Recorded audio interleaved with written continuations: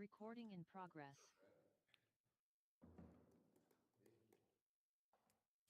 Good evening. It is 7 p.m. on Wednesday, January 14th.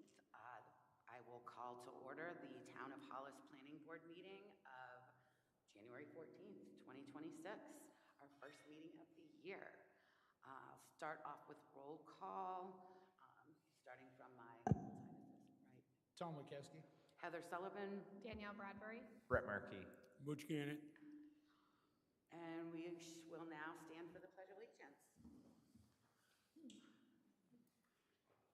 I pledge allegiance to the flag of the United States of America and to the republic for which it stands, one nation, under God, indivisible, with liberty and justice for all. Thank you. So we might as well jump right into the business of the day, which is we have some correspondence to go over. The Conservation Commission has a meeting tomorrow to talk about, we are invited to the Hollis Conservation Commission meeting on Thursday from 5:30 to 7. And this is in discussion of the open space plan for Hollis. Many of you know, we currently do not have an open space plan, from what I understand. Is that right? We currently do not have an open space plan. And what that is a municipality's, it's a framework for identifying and managing natural areas and recreational spaces. I believe there was some grant funding that the town was awarded to put together an open space plan. So it's my understanding that the Conservation Commission hired the Southern Maine Planning and Development Commission, SMPDC, to lead them through the process of putting together an open space plan. So that is a meeting that is open to the public, I believe. And if any members of the planning board would like to go, I know that Ashley, you are part of the, you are the secretary for the Conservation Commission. Yep. So I know that we've asked you to kind of keep us informed. But if anyone would like to go and find out more, and I would guess, are those meetings available on YouTube? Nope, and they're next door. They're next door in the old rec building, well, in the current rec building. Hollis Community Building? Hollis Community Hollis Building. Rec Building? I don't even know what that is Community now. Center. What do we call it? Rec building. Community building? Community? Isn't that what this is? I think this is town hall music. Town hall. Is this a meeting room or something on the front of it? Community Huh. building. Anyhow, it's next door. We are looking forward to, in particular, I'm looking forward to the inventory piece to find out what we really do have for open space. And I assume, and maybe you can answer this question right now, but does open space mean accessible to the public? I think that's the goal. Okay. I mean, they're going to go over all of it, including like common land and things like that. But yeah, I think they're looking for places that are accessible to the public to use for recreational. Yeah, I would consider open space would almost have to be accessible, wouldn't it? Well, that's, if you want to put your property, if you want to get an open space exemption, you need to make it available to the public for some process. Now, I guess we don't need to talk about that because we don't have cluster subdivisions anymore, so that is no You're on the longer. right path now. Yeah, it's no longer a factor. So that meeting will be tomorrow evening at 5:30. The second piece of correspondence we have today is a reminder from the town clerk on the important dates related to the upcoming June election. We are doing good work in getting ourselves ready. The planning board, we have public hearings scheduled for our next meeting, which is the 28th of January. And then when is the second one? It's the second meeting in February. Okay, second meeting in February. So we plan on having 2 public hearings. We've talked about this ad nauseum, but the 2 items we have that we have asked the select board to put on the ballot for June are the changes to the definitions in our zoning ordinances, and then an updated planning board ordinance that reduces our numbers or the required number of members of this group, and also aligns our hearing requirements, aligns it with what the state requires. So we fall more in line with the state. We are happy to take public comments, whether that's in person, by email, send us a letter. We will take it all in, and you've got 2 chances to let us know what you think about these potential changes before we have to vote to send them up to the select board. So the next item is review meeting minutes from the last meeting, which was over a month ago, which is December 10th. Welcome back, everyone. Glad you guys decided to come back. I don't know if anyone's had a chance to review these. Does anyone have any comments? And if not, I will take a motion. I would move to accept the minutes as presented. Second? Any discussion? All right, and how do you vote? Yes. I am going to refrain from voting unless it's a tiebreaker. Yes. Yes. Yes.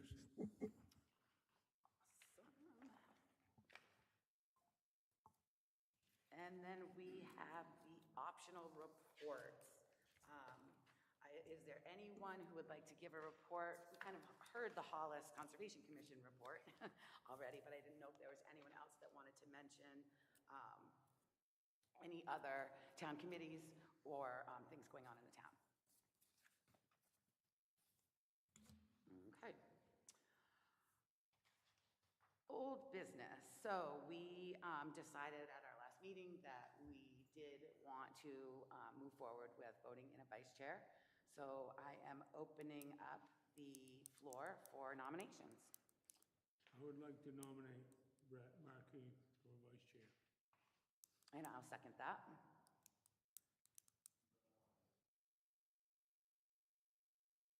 You do. No, I'm okay with it. Don't. Yeah, all right.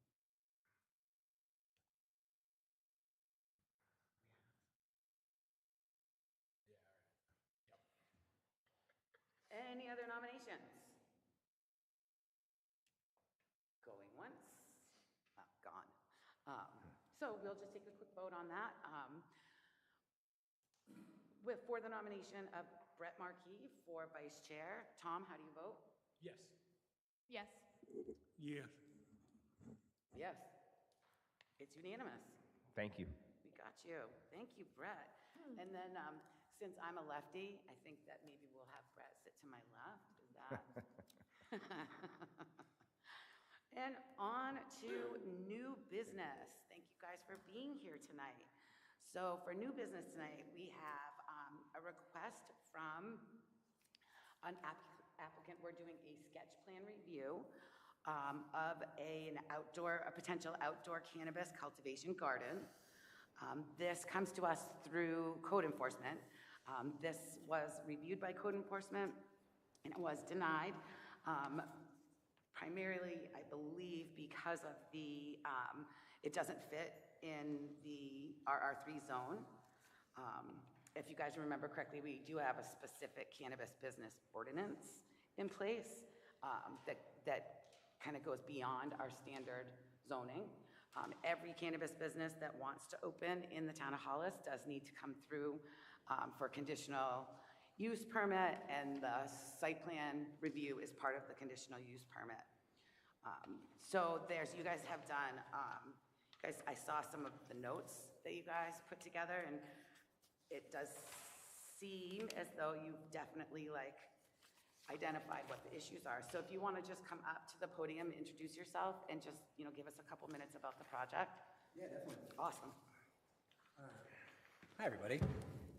My name is Joe Albert, and this is my partner, Randy Rhodes. We own Meow Jane Pamela Lab. And as you said, we're trying to open up a couple of, hopefully trying to set up a couple different cultivation operations. There's medical in the adult use industries, so we'd be open to either a 20,000 square foot cultivation for medical or adult use, preferably both. But right out of the gate, the ordinance doesn't allow outdoor cultivation for that, usually just caregivers. He's a caregiver and some of our neighbors are, so we know there's some outdoor around. But we originally, we kind of assumed that we'd be allowed to without reading it. We knew that it allowed adult use in medical. We knew that there was some outdoor. We just didn't do enough due diligence. We already cleared it. We're like, oh, okay. We talked to Dwayne. We're like, okay, we messed up. So we figured we'd run it through with you guys. I wasn't sure if this would be more of like a conversational thing where we'd talk about it or we're just presenting, but the idea is basically to see if there's any way by talking to you guys, if we can work around the ordinance or do a text amendment to the ordinance or a condition of some kind or all of the above. I'm not sure, but along those lines. So if you'd like, I have a bunch of different notes about, some of the potential issues, or if you guys want to just go into a conversational thing, I'm fine with either. So I think that what size plant canopy were you guys looking for? The max, at least for adult use, is 20,000 square feet. I think it might be similar for medical gardens with the dispensary rules and all that, but 20,000 would be the max for either. We would love to do both, but that's 40,000 square feet. That's a whole acre. We don't need that size. We're just shooting for the moon.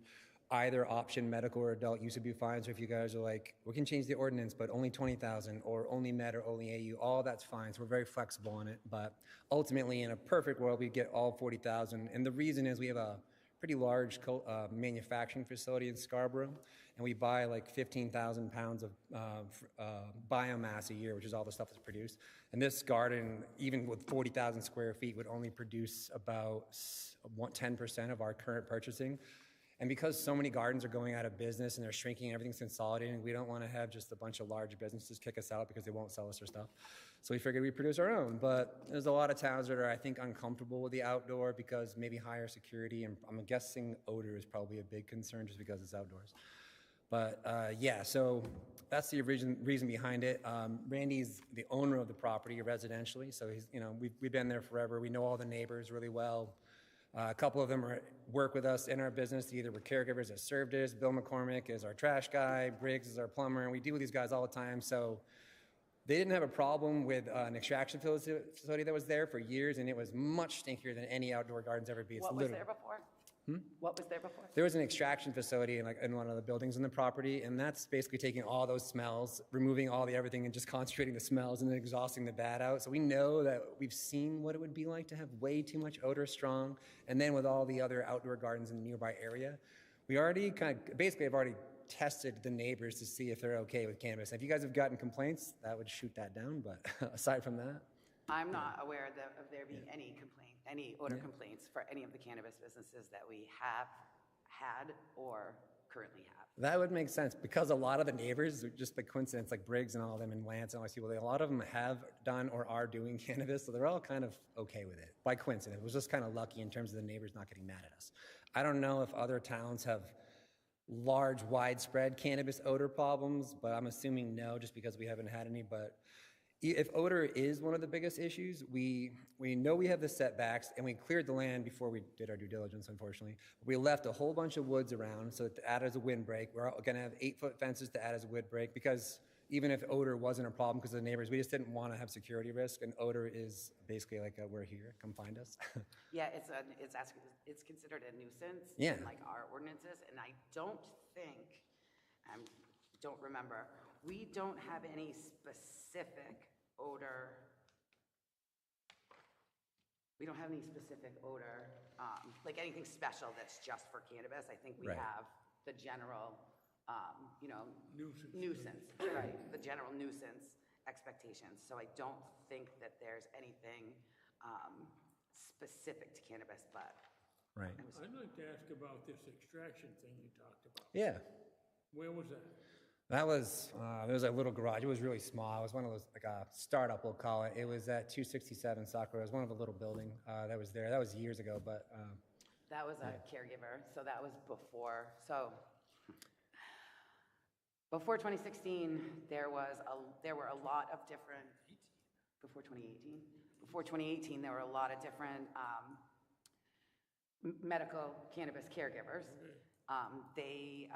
That weren't very well policed, and in fact, the state law actually restricted the town's ability to disallow those types of businesses.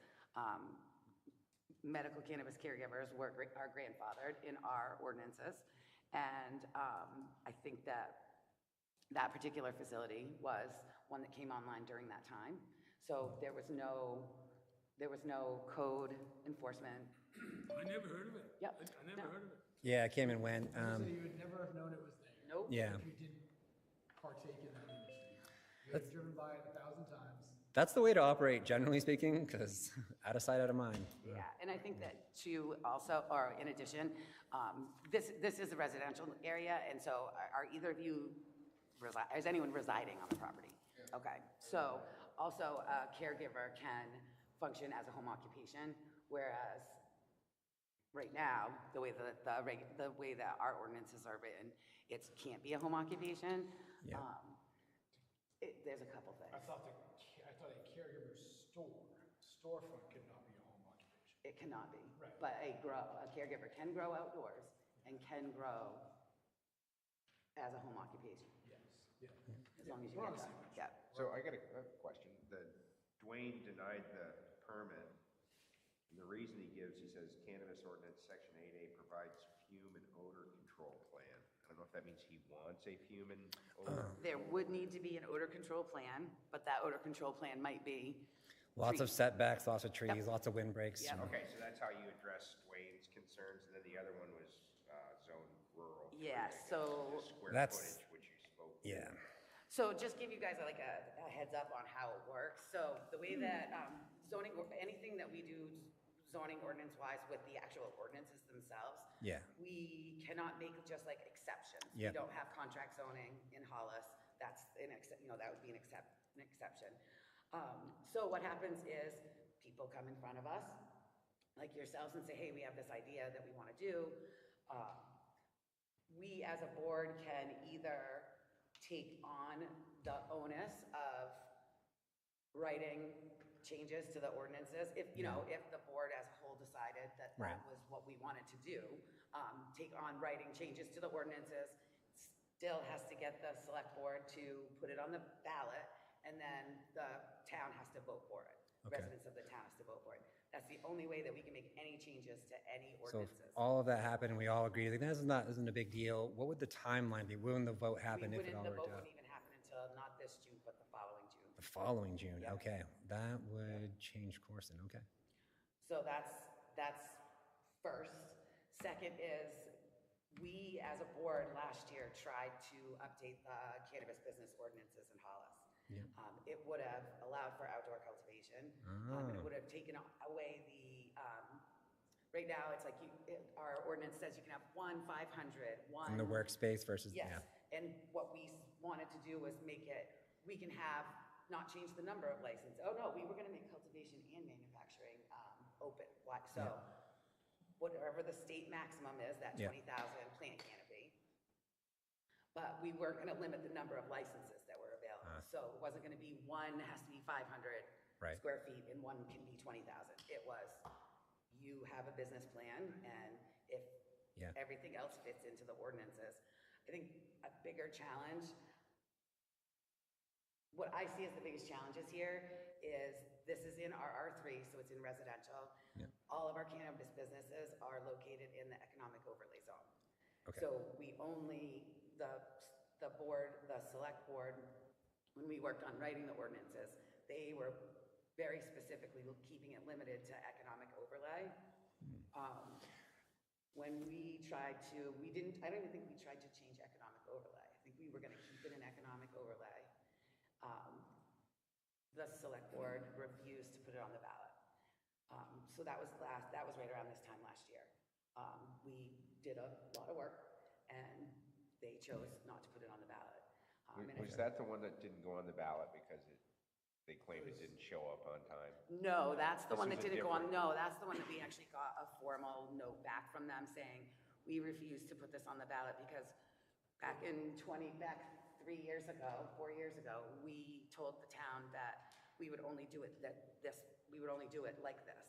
And so they They didn't want to see a change No, 2 years no. later.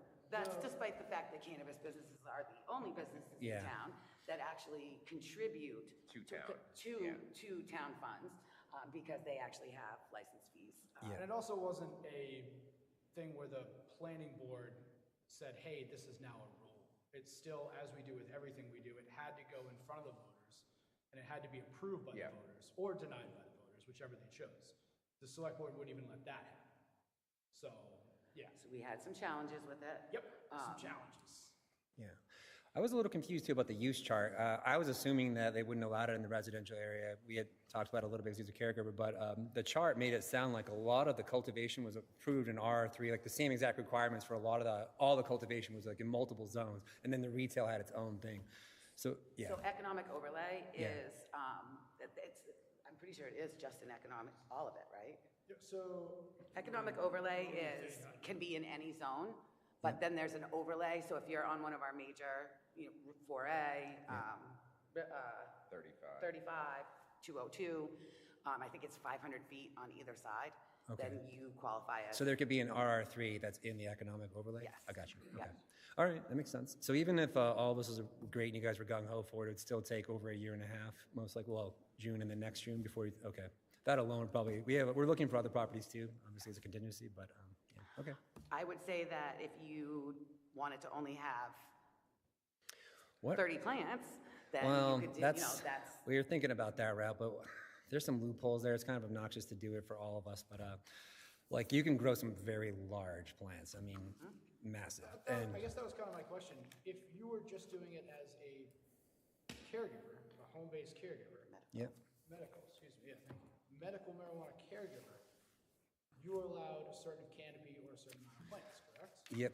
They'd probably do the plant route because indoor, it's a long story, but the small plant normally indoor is a pain in the butt. You grow these giant plants where you have ceiling heights, but outdoor you can grow huge trees and the sun makes a big deal. So I guess that was kind of my Yeah, question. you live You by the could plant count. fill, with your 30 allowed plant count, you could fill Quite a bit. 100 by 200. easily, yeah. Actually, one of the guys we know who's doing it with 30 plants, he said 5,000 square feet, but I think he has a bunch of aisles in between, so maybe more like 3,000 or 4,000, which is large.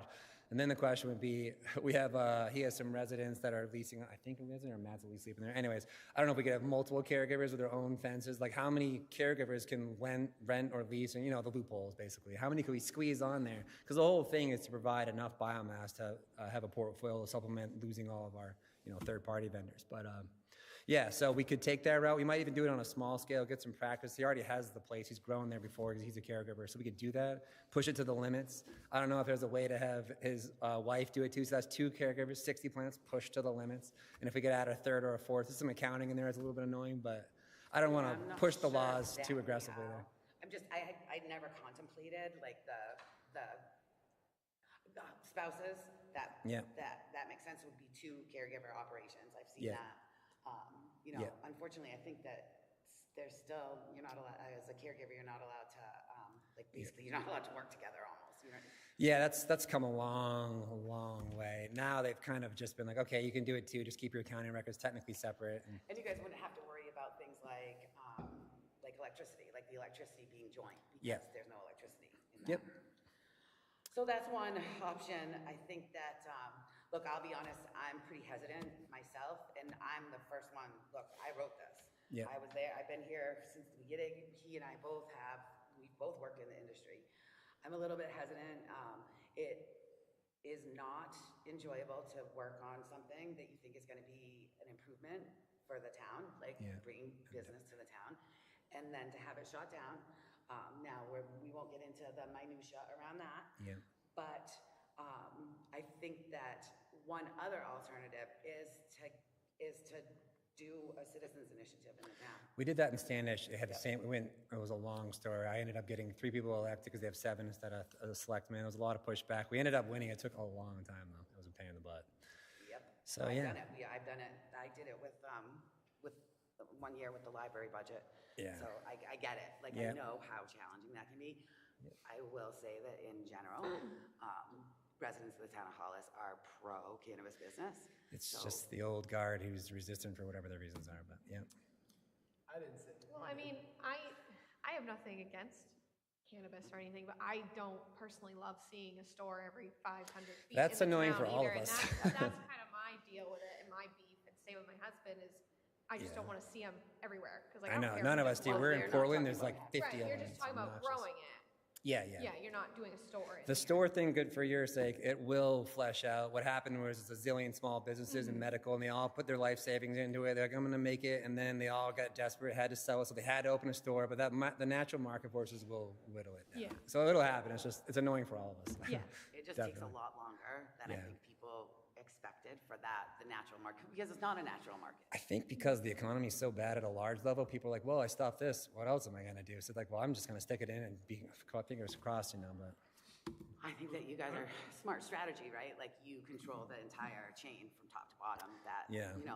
That's one of the ways to. Very difficult to do, though, because you have to be good at all of them. You can't be It's okay. Yeah. It's so hard. Yeah, it's rough. So, I think you guys know what the issues are. You identified them in your notes about what the challenges are. I know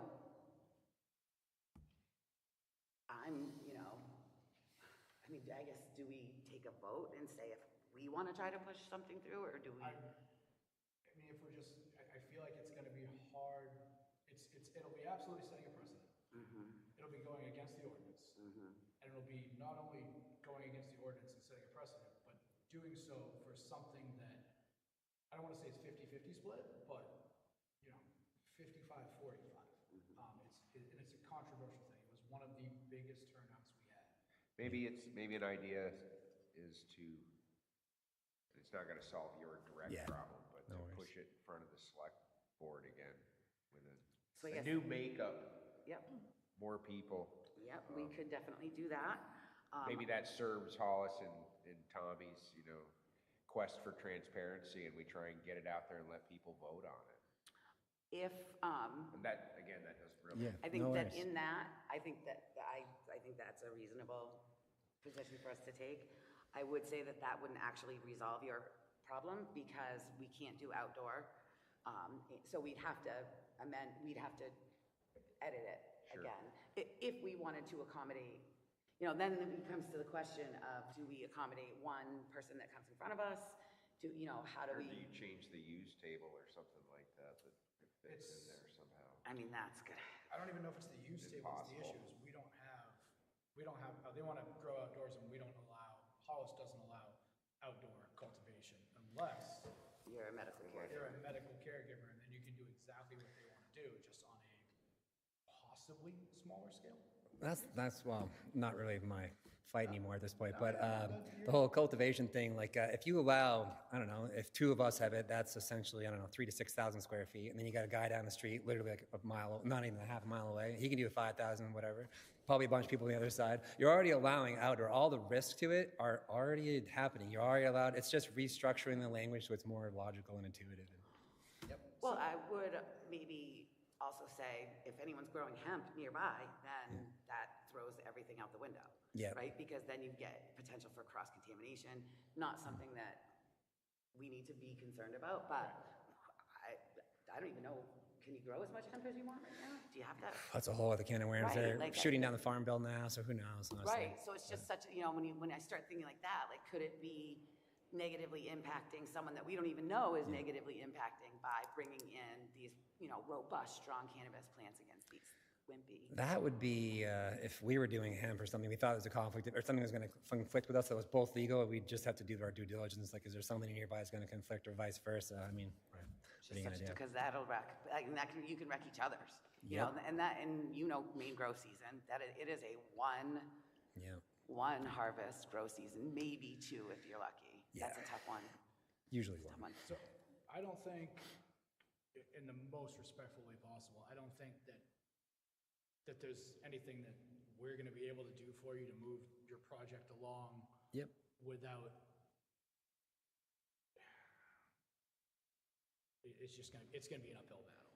Even if you guys did vote it, and I knew it was going to happen, not this June, but next June, we'd still have no time to build it out. So it'd be 2 or 3 years. So we have no choice but to Right. look But elsewhere. I guess my suggestion would be, obviously look into the medical side and see, they're not loopholes, it's stuff you're allowed to do. It's either Yep. allowed to do it or you're not to do it. If you're allowed to do it, it's not a loophole. It's not you saying, I've got 3 people. I would citizens initiative it. Yeah. That's what I would do. I mean, where Hollis is small. It's a lot smaller than Standish. I think it's only like 200 and something. We even did that. We hired people to go door to door and annoy people. It works, but yeah, it's a pain. Go stand at the store. Yeah. Go stand at the, well, I don't know if the legal businesses, but. So as far as the caregiver thing, just him and his wife at the location. I'm not sure if there's any other ways around it, but is it the same sort of requirements, 100-foot setback? You got to have an X size fence, and is there anything that's That's a different? question for code enforcement. I'm not 100% sure. Okay. We don't, caregiver businesses don't come through us. Yeah. So I just don't have the experience no worries. with them. That is a home occupation permit. It's a pretty easy permit to get. Yep. One page, Yeah. $150. Oh, man. It's Yeah. very, very straightforward. How many people can have a home occupation? If you have I don't know, you're allowed to rent. I don't know what the rules are for renting. If you set up a place and lease it out and made it all habitable. It's a great question. There's a very, I don't want to say strict set, but there is a set of rules regarding home occupations. Yep. They are more strict Yep. for what they are than some of the other stuff. They don't allow as many things. Yeah. They limit employees, they limit noise, smell, odors. Is that a Hollis restriction or is that a? Yep. Hollis. Okay. So the Hollis does have a very, like I said, ironed out Yep. home occupation ordinance. Okay. And it's, all of it should be online. You should be able to find your way through that and I think accomplish respectfully your goal or close to it, Yep. as, I think, as a home occupation. But only on medical if you want to take advantage of the adult use market.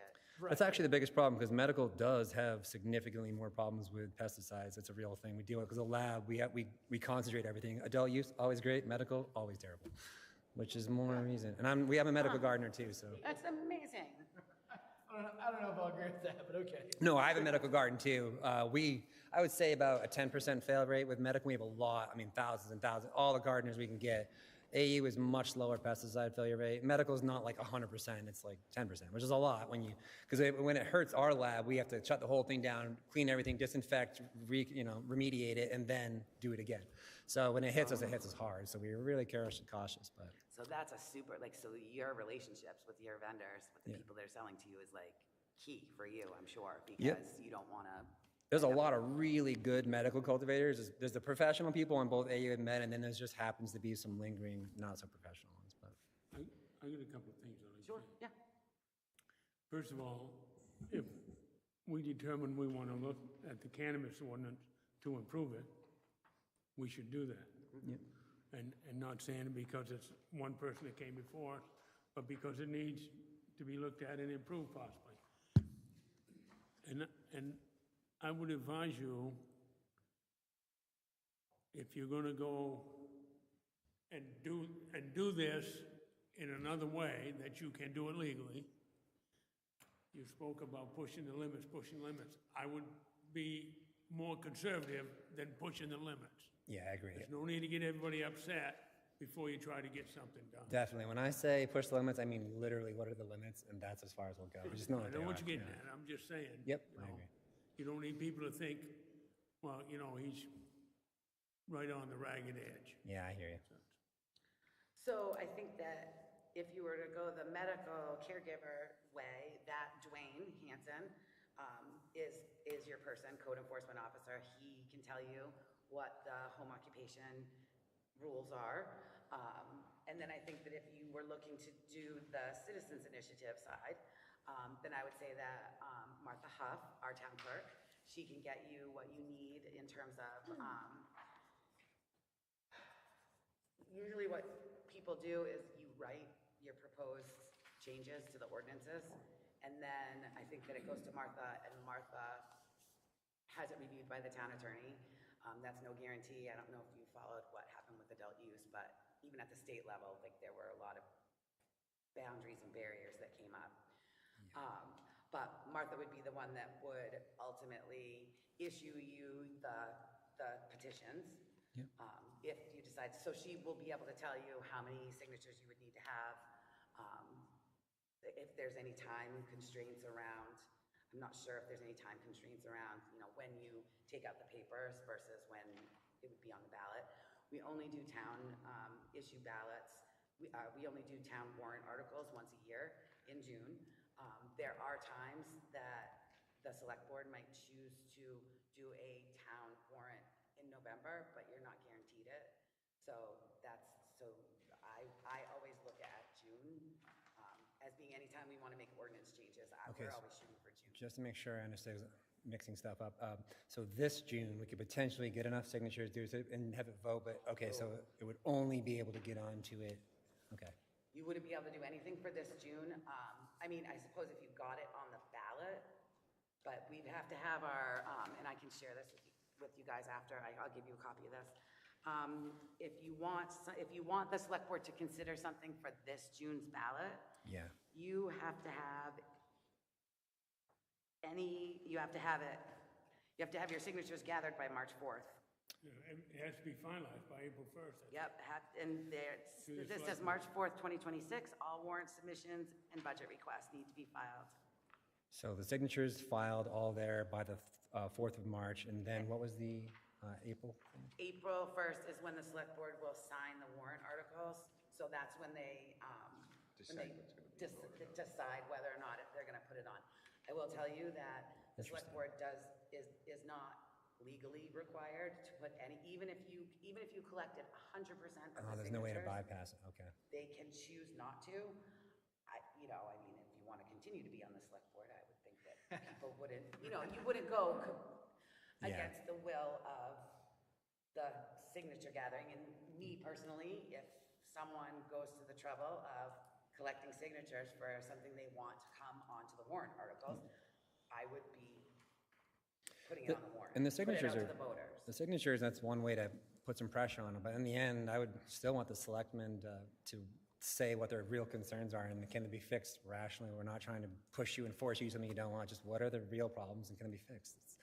That's it, so. 6.11 is our home occupation ordinance, our home occupation performance standards.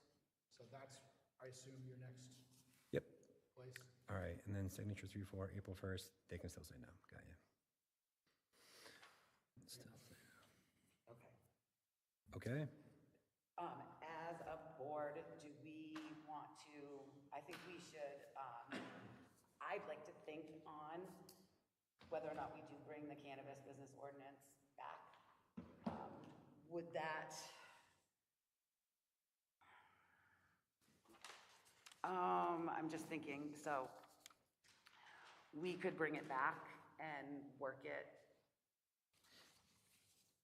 very quickly. I don't even think we would have time. I don't even think we could get it on the June warrant. Even just ourselves, because we have to have 2 public hearings. And it would need, in order to, we would need to have a discussion about whether or not we would write in proposed changes to outdoor cultivation and also the zoning. Those are, I see as the 2 major, barriers to what you guys are looking to do. okay. Well, if we've identified a couple areas that could stand improvement, we should. Oh, We we do have need the to bring it whole, back. yeah, we have the proposal from last year. I would argue we wouldn't change that at all, except maybe have the conversation about outdoor and the conversation about it being in a residential area, not a, Economic overlap, yeah. Overlay. not just in the overlay. Now, that being said, if we did go in that direction, we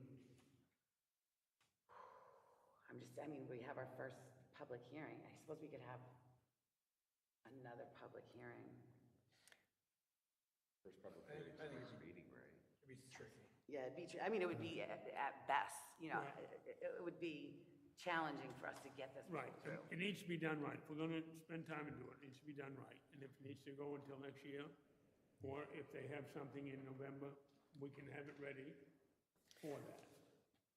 I had a. So while you guys are small making question. those decisions about Yeah. what you're going to do next, you may want to stay tuned, pay attention to the planning board meetings over the next couple of months, because it sounds like we at least are willing to have that conversation again. And then we can, Brett, I don't think you've seen the proposals No. that we did. It doesn't sound like we're too happy with what's currently on the book. I had one really small, not that important, just curious. There was, in the ordinance, there was a bunch of allowances, like for the different tiers, that was fine. But there was also a restriction to 3,200 square feet of work area, which basically made all of those tiers completely useless. So stupid. don't even get me started. I was like, I Yeah, don't that one, understand this. in our proposal, we did remove that. Okay, So it's just, why allow that? Just don't allow that. I don't know. But yeah, okay, makes sense. because you know how people were in 2018 and 2019, it was still new and scary. It's a great way to restrict it. I just, Yep, yeah, and it does, many of us on the board are very pro-business. And for the most part, it doesn't matter what type of business it is. And look at any of our past planning board meetings, it's very clear that some of us are very pro-cannabis business. I think it's the best industry we could possibly have brought into the state of Maine, so, there's not very many options. Legitimized. Yeah, in the state of Maine. definitely. Do you guys have any more questions for us? No, thank you guys for your help. You have the secretary's email if you have more questions. She's my neighbor. I'll just go harass her. Yeah. I just got her kid off the bus earlier. Iron's great. If you have any more questions, obviously send them over to us. And then, again, Dwayne Hanson, great guy. He should be able to help you out, at least point you in the right direction. All right. Thank you guys again. We're working it. Thank you guys for coming in. Yeah. Good night, guys. Hey, thanks, thank you. All right, so, sounds to me like the next order of business is we are open for public comments. We don't have anyone in the room. Is there anyone on Zoom that would like to provide us with public comment on anything that we've discussed tonight? Or not discussed tonight? Clear? All right, plan for our next meeting. Our next meeting is that public hearing that we've talked about. That's one, our next meeting is January 28th. Send us your comments. Are the proposed ordinance changes available online yet? I don't believe so. Posted, all right, can we get them posted? Because we aren't making any changes. We do have, so we have two things that will go along with that, I would say. One is we had some additional follow-up questions for the attorney on the planning board ordinance. We haven't heard anything back yet, I don't think. Oh, so if you would mind taking the podium, town manager.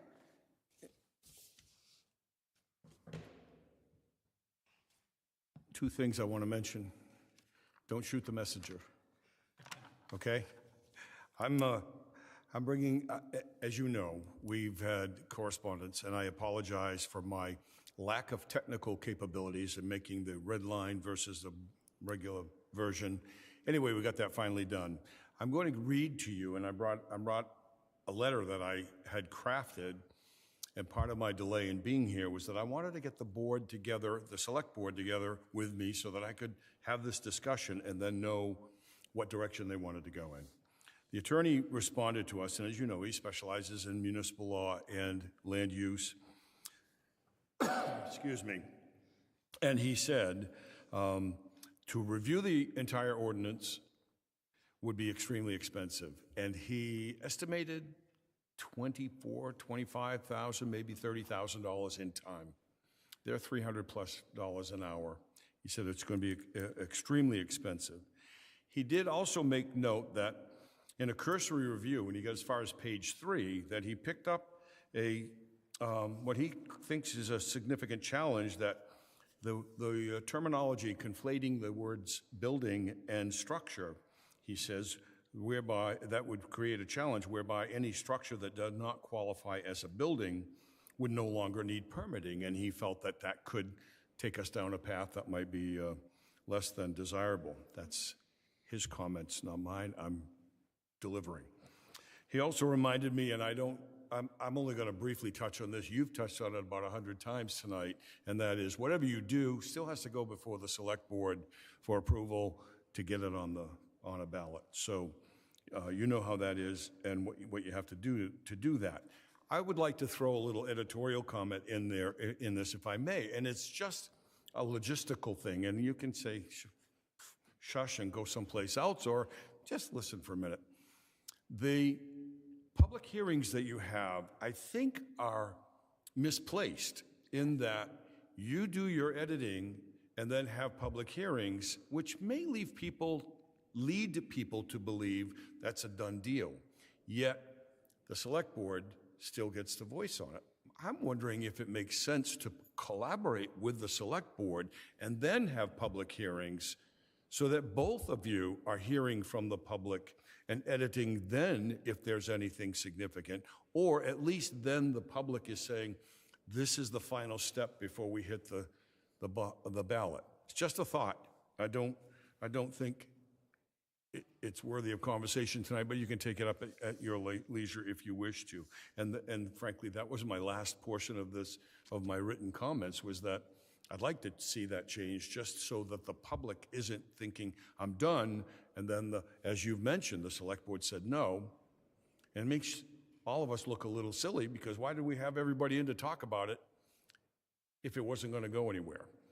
So in that context, maybe as it relates to this, the changes that you were looking to adopt, maybe you're going to get together with the select board. I spent a couple of hours with them as recently as last night, and this was part of the conversation. I just want to make sure I understand. Now, Tom, I have bionic ears and can't hear, so pull your microphone absolutely. clear. I just want to make sure I understand. What you'd like to see is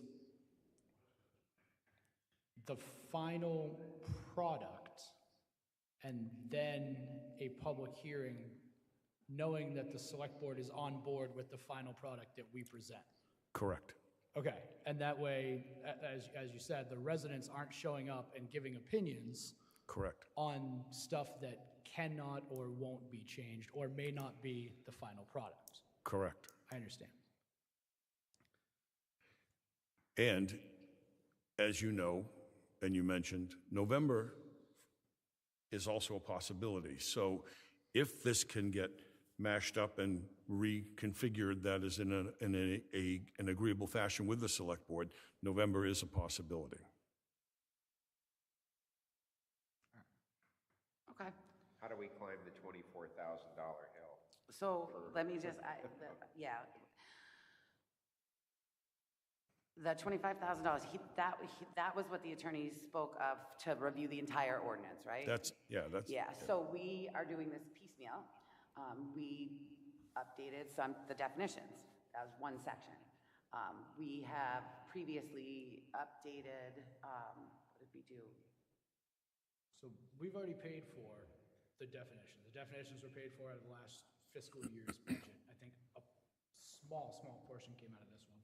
That was with SMPDC, Southern Maine Planning, who we can share the notes and whatnot from that. They actually came and sat in our meeting. Yep. And gave us advice in real time as we were talking through changes. And they seem like they're okay with everything. yeah, they didn't identify anything as a specific. Now, I think that building structure question, I think that is a reasonable something. I think that we did talk about it, but I remember it coming up before. yeah, like what would be something that's not It had something to do with, I don't want to say structurally sound, but it was something to do with, it was just a weird word that was extra in there that didn't make sense. And I'm not going to remember it off the top of my head, so I'm not going to try to. But I vaguely remember it coming up before.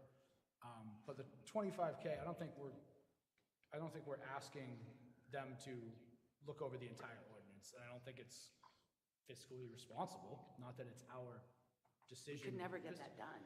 Right, and if we take a piece, just like we're doing now, we're doing definitions, we pay them $9,000 to do it, and we get the definition approved. Then we know that we're going to performance standards next, which is we're already halfway through. Yeah. Then we'll pay them another however many thousands of dollars. And instead of putting this big thing in there and going through it, and then, 3 years from now, we have to change the whole thing again. Right. And then we're out another $25,000. The sad thing is if we spend $9,000 to do the definitions and the select board will put it on. They already didn't. Yeah. So, I mean, that's a waste of money there. the money isn't wasted. That's the nice part about it. It's not that we had to take those definitions and all the work we did and throw them away. At least they're. You know what I'm saying. Yeah, I understand completely, actually. Very much so. Yeah, you know more than I do, probably. But I think that Mr. Moore is on track with little more coordination with the select Yeah, board no, for somehow. sure, for sure. And Yeah. presenting something that, and it's, and respectfully, it's a balance, because Right. as it sits right now, when the select board presents for their public hearing for the stuff that's going on the warrant, it doesn't matter what you say, nothing can change. That's a finished product. The ballot's already been signed, it's already been printed.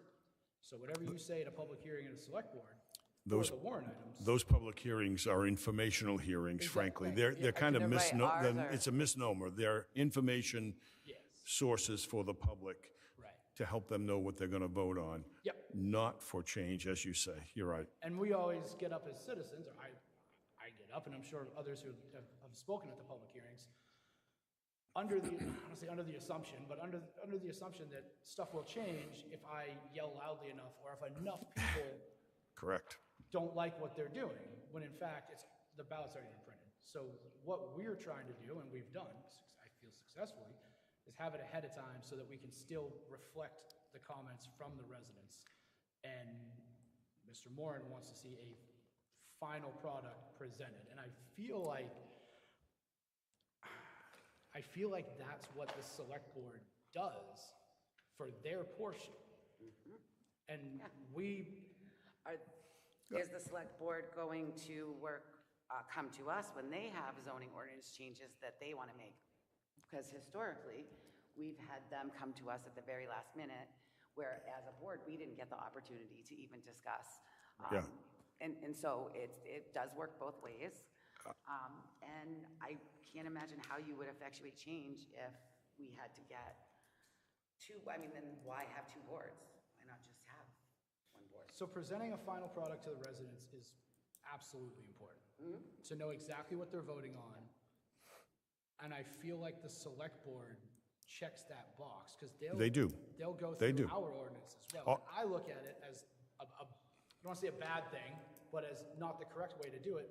But I feel like if the planning board is presenting ordinance stuff and giving residents time to come in, say, we don't like this, cool, we'll change that or we'll adjust it. Right. And then when the select board has their public hearing, the residents, I would like it more obviously known that this is a final product, this is an informational thing. Well, by all means, they do. I think the issue I was trying to make was that a combined effort ahead of your creation public hearing, not the final public hearing, might be more desirable to the public, because they So do would we know invite then. Do we invite the select board here, or do we go to one of their meetings to accomplish what you're looking at? How it happens, I don't know. Yeah. Yeah, that's I hear you saying we need coordination with them I think before March 30th that's what I'm or suggesting. April 4th. that's strictly my suggestion. Yeah. How it's orchestrated, I think, still needs some work. But then the public is going to have input while the construction is underway. And then you also will have the sign-on from the select board, which won't have me here talking to you It won't come out of left at the field. 11th hour. They'll be included in the whole process. And then they have the final draft, which is presented in a public hearing, which is really kind of an informational hearing on the way to the ballot or on the way to the voting day. Just a suggestion. I don't know that it's practical or reasonable, but I throw it out there for your consideration. Thank you. Very helpful. So I think that, so I guess we get a couple things. I think that we've got public hearings coming up on two pretty significant, I would consider to be fairly significant ordinance changes, the definitions, and the planning board ordinance that will align us better so that we're getting input on the front end as we're drafting. Yep. Instead of input after it's already been printed on the ballots. So I guess one of the things that this board has to decide is, do we want to, our public hearings are open to the select board as well. So I know the that. select board could come to or listen. I guess that was kind of my, And one of our select board members has, last year, we got 14 pages of comments. Yeah. on these very specific definitions, in which we went through as a board all together and hashed each one of them out and said, oh, this is okay, this is not, blah, blah, blah. So, do we want to push this? Do we not want to put this in front of the select board until we have their buy-in? Do we not want to put it in front at all because we didn't get an attorney review on it, even though we got SMPDC review on it? I think I want to test a little bit the structure, because I'm looking at the language right now, and the only change to the structure building question was an alignment of the proper use of the term, and then so the term building, we didn't change that definition at all. The term structure, instead of saying anything, we changed it to a physical object, and then we added a building is a structure. And that was it not from state? I want to say it might have been from state. I don't remember now. It was over a year ago that we did this. I remember we pulled a bunch of yeah. stuff from state statute, state definition, as opposed to just Hollis's, SMPDC, whatever they came up with, so we could try to streamline everything so that it matched state issues. Well, I mean, when appropriate. Remember the drive-through issue? Well, the drive-through issue, I don't believe, that was an SMPDC saying, hey, we think you should just do this, put the word food in there somewhere. And we as a board, I think most of you were here, I was still in the other building, we said that it was a great suggestion, but we see more drive-throughs in other things in Hollis than we do for food. We'd like to see more drive-throughs. Drive-throughs apply to more things than just food. So we left the food aspect out. Of the drive-through. Out of the drive-through. And they wholeheartedly agreed. They go, oh, we didn't think about that. That makes sense. But I understand. I understand. I understand. I get it. But again, it goes both ways. Like I said, I truly feel it does. So this is in stark contrast to the way the select board does this. Historically, they've always done it upstairs in an office behind closed doors. The planning board talks about every bit of stuff that we want to change on the record, or at very least open to the public. So I think the transparency is there, and if they want to come down and take a look at what we're doing, they can either turn on YouTube or come sit in a chair. If they don't want to do that and they want us to present them a final copy, That's just how it's always been. And I'm not one I to think say it goes that's back to, though, trying to get their buy-in before we do all the work on it. right?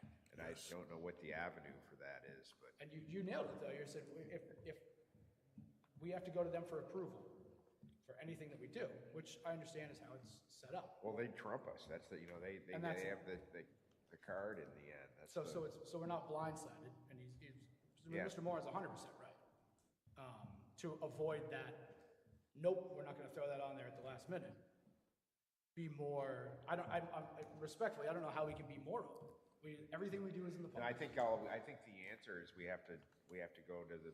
I mean, it's almost like we have to be a citizen and go to the select board and present in front of them, which is a little bit of an exaggeration, but in some way we need to open up a line of communication. Well, you ahead of might, time, so you we might say, not need to go, This is what we want to do. I mean, I've heard prior comments that you worked hard, and I'm not suggesting you didn't. And then you take your finished product to the board and they say, oh, well, we don't like this, or we don't like that, we don't like this, we maybe want to do that, or we don't want to do it at all. And those are the things that I'm trying to avoid for you. And Tom, I will tell you that maybe it's not a perfect fix, but truly since I've arrived, I've watched very carefully what happens behind closed doors, and I don't let that happen as much as it may have happened, and I don't know that. I've only been here since July 1st. Well, and that's why we went to a five-member. Sometimes feels like July 1st of 2000, but I've been here since July 1st. Well, and that's why we went to a that's why the voters decided to go to a five-member select board with a town manager. I think that was part of what people were feeling is that how do I say it? Well, it was a different environment when there were three select board members. They each had a role within their own domain. And so sometimes it looked like they were doing things that really one was doing finance, one might have been doing business in the office, the other one might be doing, certainly in the wintertime, plowing and road work and that sort of thing. So that's all been changing over the last 7 months.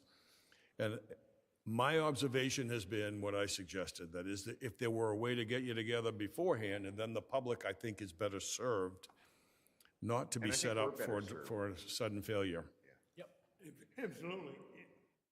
It makes all the sense for the two groups to work together, or the two boards. But it has to be with no animosity on either side to start with, and not confrontational. We're doing it so there's a better product for the citizens when we get done. Correct. And you have to have an open mind about it when we start. And I would argue that two different boards working independently actually gives you a better perspective. But it's a question of whether does working together water things down, or does not working together make nothing move forward? I think that's the gist of it, as far as I'm concerned. I like the fact that the planning board is separate and independent, and we have I wouldn't necessarily say authority, but, we have a responsibility when we see something in the zoning ordinances that we think is gonna be better for the town, that we can propose it, and maybe the ordinance process, the ordinance approval process, maybe the select board shouldn't have the right to, if another town board wrote an ordinance that they're allowed to write in their, in the ordinance, it says what your job is. Maybe So then that they should just I take don't want to suggest for a minute this takes your rights to write and create as you wish. What I'm suggesting, whether you do that and then have a collaborative meeting and then have public hearings and then present it for approval, that's all I'm suggesting. I'm thinking about the public who comes to these meetings, gives you their heartfelt feelings, you listen to them, and you say, yeah, that's a good idea. I think we ought to, all right, we throw that in there. And then you send it out to have the final approval, and they say, no, we don't like that. And I'm not passing judgment on whether that was a good or bad decision or on either side. I think the public is better served to have a cooperative effort at some point before there's a formal hearing, not the informational one, but a formal hearing seeking input, or at the same time even.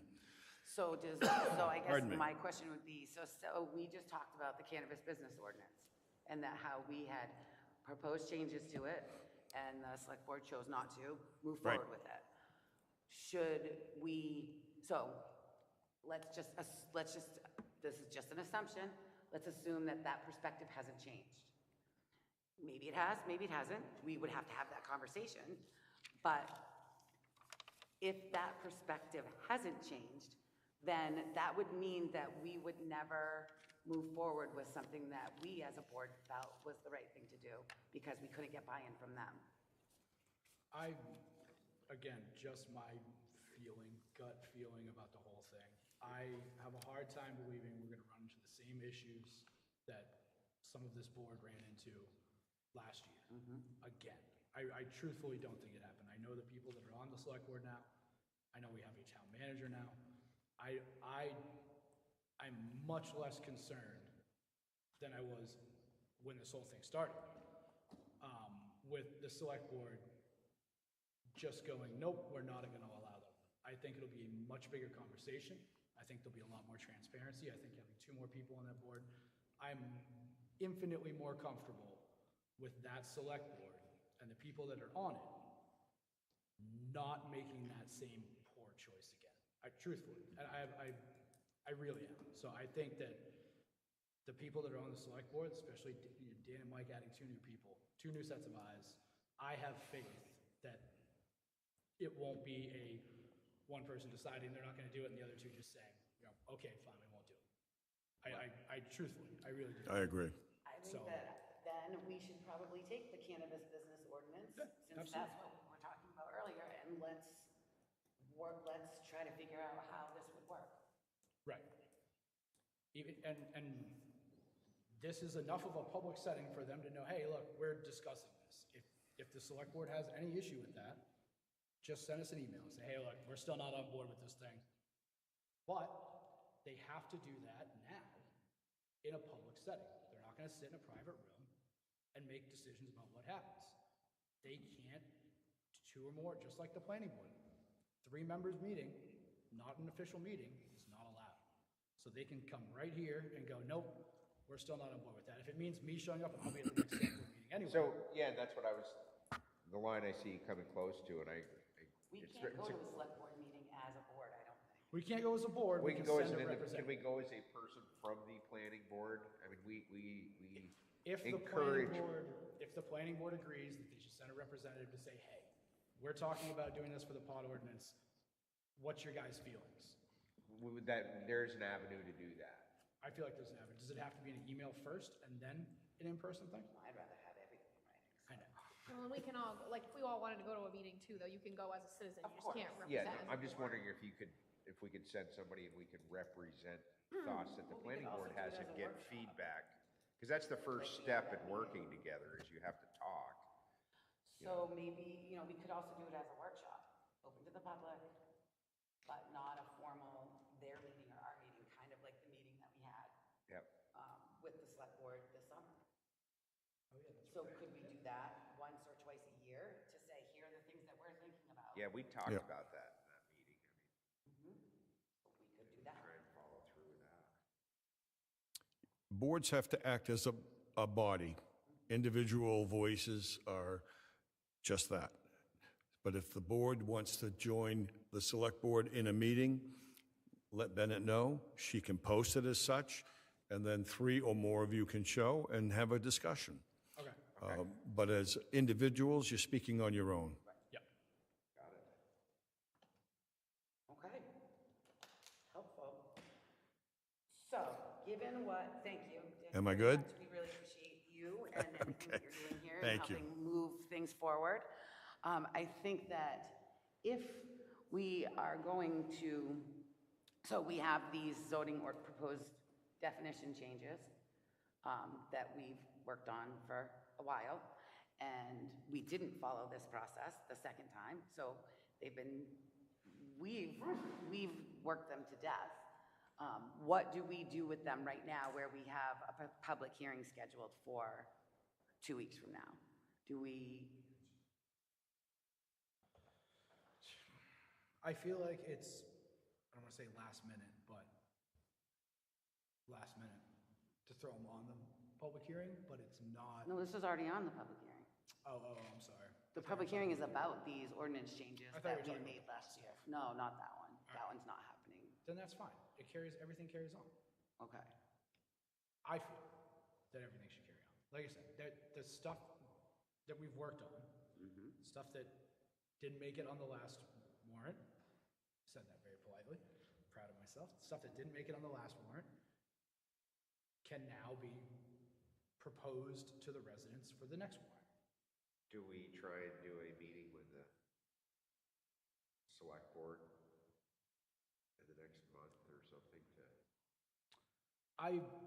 I like butter the bread a little bit? I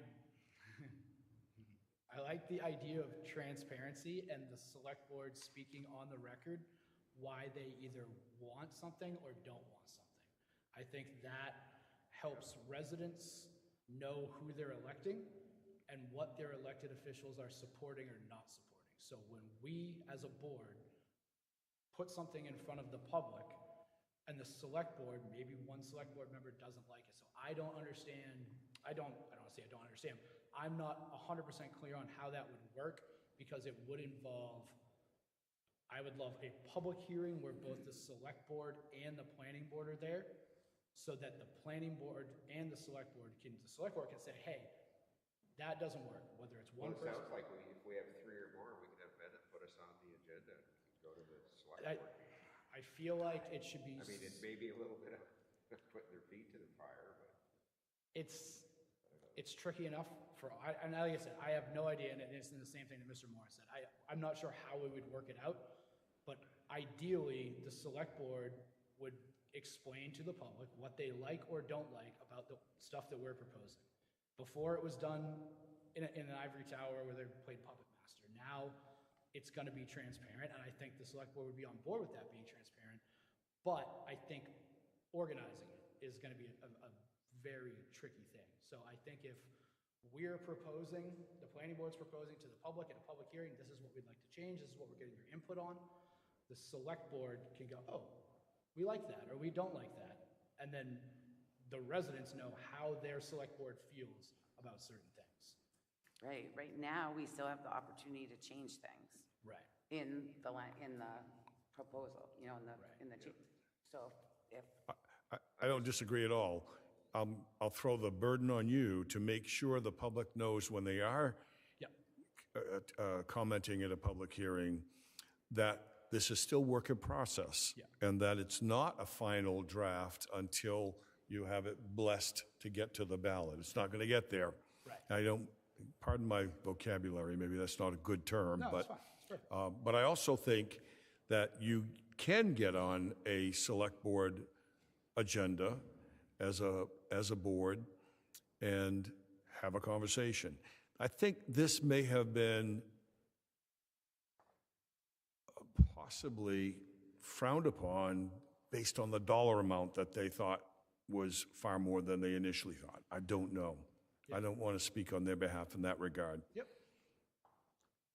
I just came here to beg your indulgence because I was so bad about getting back to you with answers, and I keep knocking on the door, getting, come on, come with me, and same thing with finally the attorney did answer, and when he did, quite some time ago, I wanted to get another shot at how we fix this, and Yeah, I I didn't mean, get it our until you ordinance asked me this last time. so I guess I always think about it in this way, when it comes to ordinance drafting.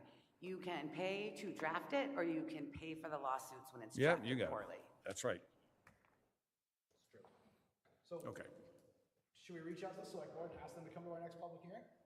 Sure. I think we should. I think as elected individuals, they should, again, in the most respectful way possible, they should make the effort to come here as opposed Because to us. if they're gonna say no because it's gonna cost too much money or for some other reason, they should tell us that now. Yeah. I agree. So I think that Then we they, can find so out are and we they, can get to yes. Yep. Because that's what we want. We want to get to yes. all right, so I will send an email inviting their comments, whether that's by email or, because email's FOIA. Yep. With the knowledge that if we get emailed, just like last year when we got emailed comments, we shared them with the public, select board as well, or at a meeting if they want to discuss it. If they want to discuss. And then all the changes that we have, that we're proposing, they're all available to, the public. Yeah, well, they're going to be. Right. Oh, yeah, that's right. We were just posting them on the website. Yeah, I don't have those yet. Okay. We'll get them to you. And then available for the select board so they can have at least a heads up and say, hey, this is what we're going to talk about in 2 weeks. Just giving you guys a heads up. If you have any comments, do your 4-page thing again and come forward now instead of, the day before. Well, I mean, they can come forward whenever they want. Right, of course. Come forward whenever you I mean, they still have to decide whether or not we could have all the conversations we want. They could still say, yeah, we don't want to go forward with I don't think they will. I don't think so either. I don't think I they don't will. think so either. All right. When pardon me, shut my ears off. When I reach out to the select board by email, I always add at the very bottom of the message, please respond one at a time. Do not respond all. Yeah. I don't want business conducted by email either. It's as bad as being in the room with the doors and the windows closed. Agreed. Okay, so add that just as a reminder. He can All right. answer one at a time to you, and you can decide from that how you want to proceed, but they're not doing the town's business by electronic means. Yeah, Okay? perfect. All right. Anybody else before we finish that section? There was a Christy! I was Hey, reading that, Christy, sorry. Happy New Year. Happy New Year, welcome back. Happy New Year. How are you guys? Really good. Great.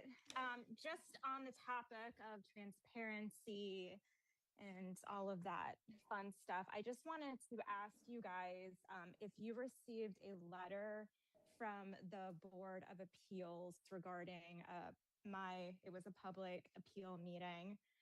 And during the discussion, I was told that they were going to talk with the planning board regarding some of the concerns they had about what was presented. I haven't seen anything. The last thing I saw was the response to you, Christy. That's the last thing I saw. Okay, so you did not receive anything from the Board of Appeals, like stating their concerns and what could be done to address them. That was the letter that we had drafted up that was sent to you guys and the select board. Who, from the appeals board? Yeah. Then there was a attorney response? I think the attorney is handling it all now. Okay. So we did not, so, Nothing from you guys, no, but it just. sounds there's like nothing they're- for us to yeah. opine on.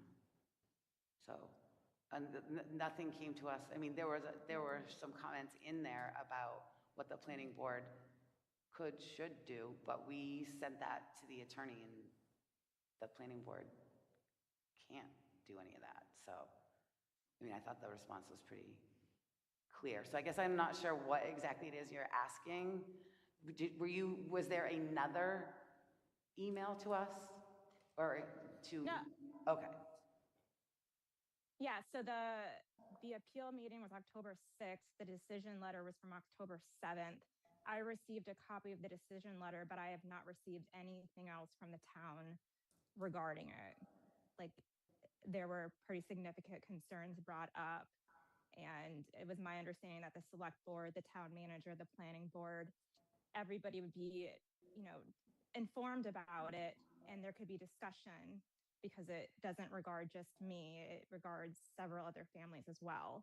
So just on the topic of, things happening behind closed doors or through email, or maybe sent to one person that, is employed or I guess paid by the town who receives money from, their taxpayers. Nobody else can give me any other input on what is going on. I don't know what there is to input. We have not, so the planning board has not been advised or asked to do anything with respect to this, with the challenges that you've been having. So you guys weren't made aware that there's concerns that this subdivision is illegal. It's non-conforming. It's, I don't want to speak incorrectly. I don't even know how to say that correctly. Yeah, so we received the appeals board letter. But I it's- considered that to be directed to the select board, not, I mean, it went to the attorney. Yeah. It's, as I say, it's nothing that we would comment on or require. We're not the enforcement aspect, so it's nothing that we can do on a planning board side.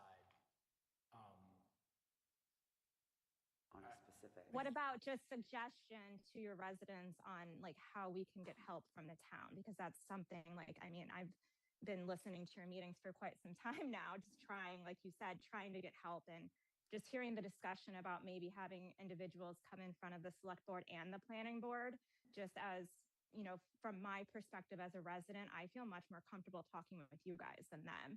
Right, but we don't have any authority. We have no, I think we've talked about this when you first came in front of us to share what was going on with you. We have no enforcement authority, and we have no, I mean, we could we could look at ordinance changes moving forward.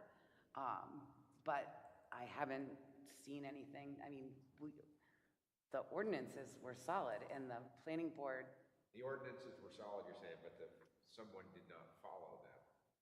And that's how they wind up in. I mean, I don't know that I that's guess exactly. what I'm asking is, what can we do now that we're in this situation? I'm just asking for help. I understand that you're not, your part was done correctly, like that's not where the error happened. But my concern, like you guys said, is the select board has not been the easiest to deal with. Now I thought things would get better because there are new individuals on the select board. We have a town manager, but yet again, nobody's communicating with me. Like, I know this letter went out and nobody said anything since then. So it's disheartening as a resident to know, like, I'm going through the proper channels. I'm listening to these meetings. I'm asking for help. I'm sending emails. And then the only thing everybody seems to be doing is forwarding it to a lawyer who, again, is not somebody that represents the town and its residents. The lawyer is not like in this position to care about my health and welfare like you guys are. And that's where this is getting very difficult. Like, you guys all night have been talking about transparency. And I've been asking for help. Everybody knows who I am because I've been asking for a long time. So what do I need to do to get some change? You guys can talk to the select board. Like you said, you guys want to plan a meeting. Well, So- can you ask them to help the residents? So just because we are a board that represents the town or functions as that doesn't mean that we have any authority. So we have no authority to go to someone else and say, you have to do this or you have to do that. That isn't how it works. Our authority was at the front end. We looked at the plan and said, in order for this development to happen in Hollis, it has to be done this way. And then after that, we don't have any authority to say you did it that way or you didn't do it that way. That is at code enforcement. Yeah, I mean, I think I said the first time that you guys came in front of us, it's unfortunate, and I know you guys don't want to do it. Hire a lawyer, go talk to the Attorney General, ask the Attorney General to take it up, call the media. I don't know how to otherwise advise, and I don't think that it's appropriate. Just like we did with the last applicant that came in, we can help on a forward-looking basis. Is this what, do we want to make changes to the ordinances that would improve, I can't even imagine, enforcement, but it is really select board that I would expect to do that part of it. Could we change the zoning ordinances so that, what we would say is you need to have a plan in place to address X issue. We don't say, what we need to see is that there is a plan. We don't have any control over whether that plan is followed. That becomes that's the performance guarantee. We can set a performance standard, but we don't determine whether or not someone followed a performance standard. I would say that's correct. If we approved a plan that wasn't right, then yes, come back on us. Right. But if we approve a plan that agrees with all of our ordinances and laws, and the plan wasn't done properly, then you have to go back to the contractor or the CEO if he did something improper or something like that. It's not going to be the planning board, because I don't want to say our hands are washed of it, but once we have approved it or disapproved of it, we're done with it. And we have no more to say about it. We can't go down to the development site and say, hey, you need to do this or you need to do that. We're not there. That's what's laid out in the plan, and that's for the CEO to make sure it's done. I feel like, I remember sitting in as a resident at the meeting or the appeals board meeting, and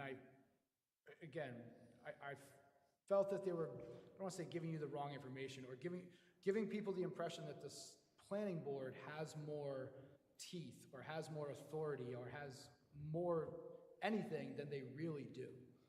The plan, once that's signed, and we've made sure that all the steps before building were done correctly, there's literally nothing we can do. So writing something or answering questions for an email is not something, it has no teeth. It's just, it's just that. It's empty. So I didn't like that they gave you the impression that the planning board is able to do something for you. And I spoke about it and Greg spoke about it. It's just not we're not allowed to do that. It's not in our wheelhouse. There's nothing in our ordinance that allows us to do some of the stuff that they were suggesting. And it's, it didn't really get across to the appeals board when either Greg or myself explained that as residents. But I don't know how the planning board can help you moving forward besides talking about ordinance changes that may, and even then, I don't know what we could change as an ordinance to stop the problem that you've encountered from happening again on a planning board side. We already have stuff in place for contractors with issues, or people with, with ongoing issues not being able to get more permits. But even that is not all encompassing. It's still just the individual or the company. So I'm, in the most respectful way possible, I don't know that the planning board can help you at this point. I'm not sure. I can't think of anything. I mean, Christy, do you have an idea of what you think we should be able to do? Maybe we can attack it from that perspective. That's an excellent idea.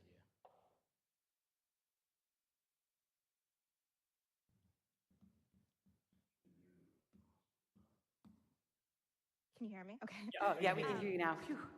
Sorry. I think one piece that could be added at the end before issuing letters of occupancy could just be like doing a full circle and being like, this was the plan that was approved by you guys, on X date. They have said they've completed it, and like, let's look over the as-built. I mean, if it's a subdivision, they should have an as-built drawing, and you guys can look at it and make sure that it's, within a reasonable variation of the approved plan, just so that there's another set of eyes looking at it.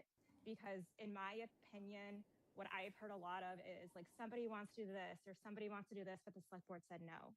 It always seems like the select board says no. And I think that they're given too much power. And I think that it's important for everybody to have more eyes on this. So if it's, the CEO says this is good, it should come back to you guys too, because you guys are already familiar with the plans, and then you guys could get familiar with the developers and maybe even just know ahead of time, like, oh, in the past we had an issue with this. So let's make sure moving forward, we look into this for the next plan. But I do think having an extra set of eyes to confirm that everything was done correctly before issuing the certificates of occupancy could have helped prevent all of this from getting this far. Is that like home inspection though? So, Because I don't.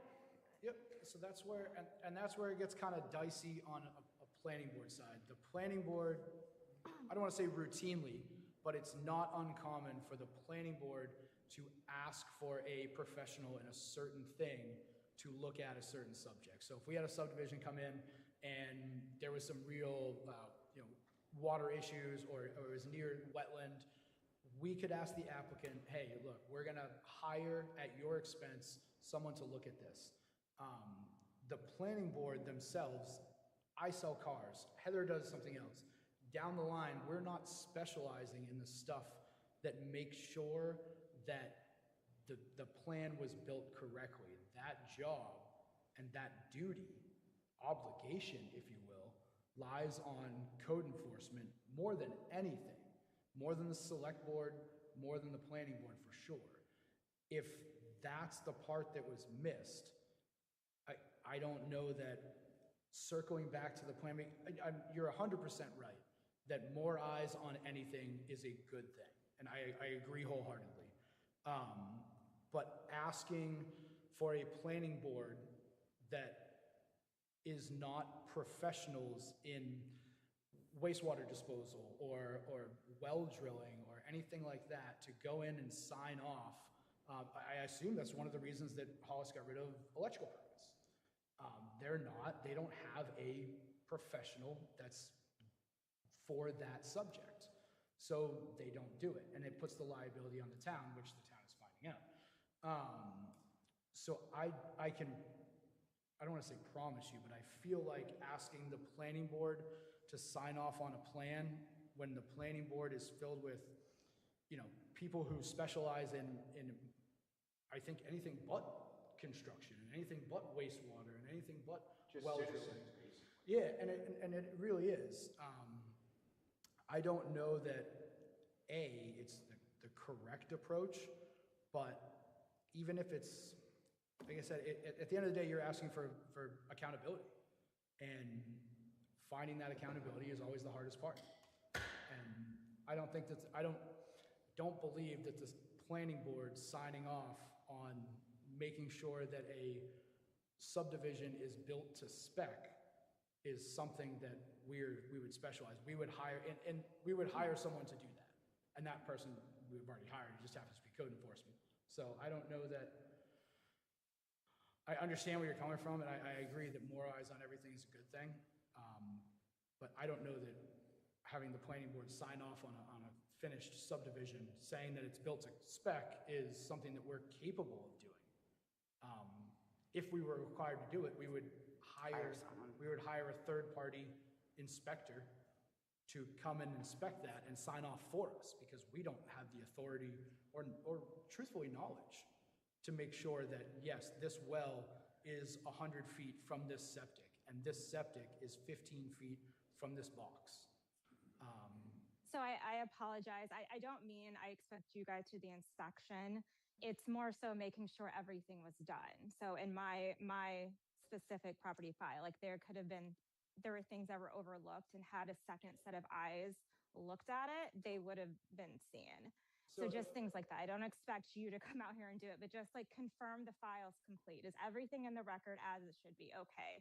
Maybe it's not even the planning board, but somebody else needs to check on this, because I agree it should be the code enforcement officer. But again, we've had issues. So something needs to be improved, because what is going on isn't working.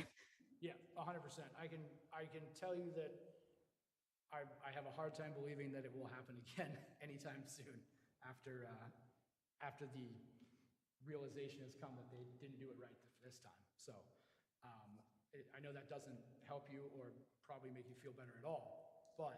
No, I mean, I do hope that this doesn't happen again for anybody else. I would not wish this upon anybody. So if I had to be the guinea pig so that everybody could realize, hey, this needs to be improved, that's fine. But again, I just expect for accountability and still some assistance. Like, I'm glad that hopefully no other resident has to go through this again, but we're still going through this. So what can we do for us now? I understand it's not you guys, but can you tell me then who can help me? Because I've tried. Yeah, I mean, I keep going back to, you have a potential action against the town. You should be speaking with a lawyer. That's where I would have that's where I would be. And then joining the planning board, because you do an excellent job. Yes. I tell you what, I can tell you where all of your stuff is. So all of your regulations, I've read through all of them. Yes. I get it. And that is, and that on a looking forward basis, that is kind of the work that we've been talking about when we were talking about ordinance changes, is to improve things. So if you have suggestions for how the ordinance could change so that it didn't happen to anyone else, send them. Yeah. And we'll talk about them. Particularly, we're in the process right now of talking about performance standards. So maybe there are some differences. Subdivisions are next summer, so so if Yep, you have I- a subdivision issue that we can clean up, I think that one of the things that we recognized was that there may have been, I don't know because I don't know the details, but there may have been some errors that happened here. That's different than the ordinance not working.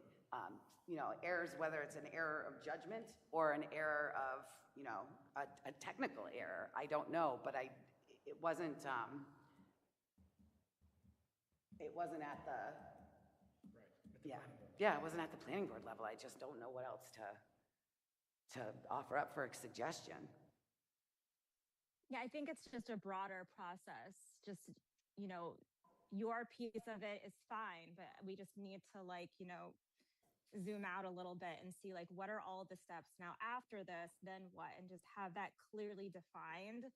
Because I think that that's one of the things is, you know, there's bits and pieces, again, if you read through the different, you know, ordinances, but there should be one like master copy, like this is the timeline of events and this is what you have to go to, or like this, and this, so that you can use that as like your master, and then you go off into all of your other, you know, components of the process. Yep. I agree. I mean, that is what, and we've been working for, this will be our second election, just trying to get definitions lined up. So we get it. If you have any suggestions, obviously forward them our way. If it's something that you think that the planning board can address, anything that you think that we're capable of or altering or changing in our ordinances, on the zoning side, I mean, obviously send that over. For sure. That would help us tremendously. But again, in the most respectful way possible, I don't know that it was a failure. I don't believe it was a failure at all for the planning board side of it. I believe it was stuff that came after it that didn't get done correctly. And holding that side accountable is definitely, you know, what you should be shooting for.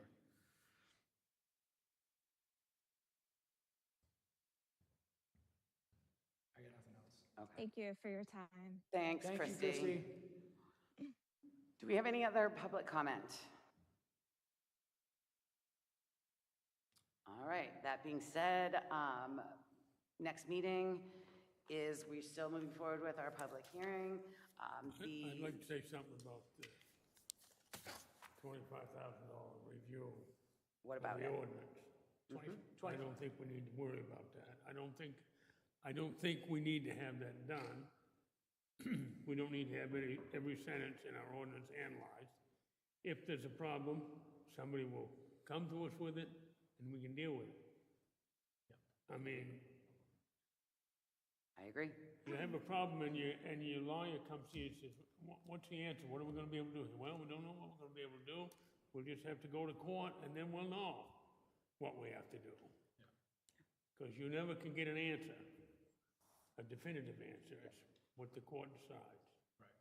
Right. So Until a decision is just made, think- a decision has not been made. I just think that spending $25,000 for somebody to read our ordinance is ridiculous. I agree. So that's, Agreed. So Butch, does that put you on the side of we should be moving forward with the changes that we have already worked on and I've already paid for. paid to SMPDC, not a lawyer? That's correct, but, yeah. You know, Southern Maine Planning and Development, they've got a reputation that they have to uphold. There's a reason why they. well, they don't work for nothing either. Correct. But they've already done the work. Right. He pointed out something about structures and Yeah, I'm gonna go and look at it. buildings. And I think we ought to adjust that. We ought to take a look and make sure we're satisfied with what we said. Just like the number of days on things, you know? There Yep. was some difference there. And I was already gonna go through and do a word search for structure and building to figure out so I could come back to us as a group and say, oh, I see exactly. well, you don't need to leave a loophole there because somebody will find it and Nope. knock you over the head with it. Agreed. All right. With nothing else, we will have a public hearing next week, in 2 weeks. Ashley, I will send you both ordinance proposals. I will also send to the cast of thousands, no, the select board, town manager, everything has to go to Martha, so the town clerk. And also I try to include, so I have a group list that's got code enforcement, staff, select board staff, town manager, staff, town clerk, staff, and planning board members, so. And That's we so- don't have a staff. No, Just a well, member. we have wonderful Oh, staff, we we have got the best wonderful staff in staff, yeah. town. Oh, We have the excuse- best staff in town. I'm so sorry. That being said, I will entertain a motion to adjourn. Second, so moved. So moved. Thanks. And then I do need a second. Second. All in favor? Yes, Aye. Aye. thank you. Captain. Thank you. I am suggesting, we've got 20 minutes until 9 o'clock, so I say we don't have any need for a workshop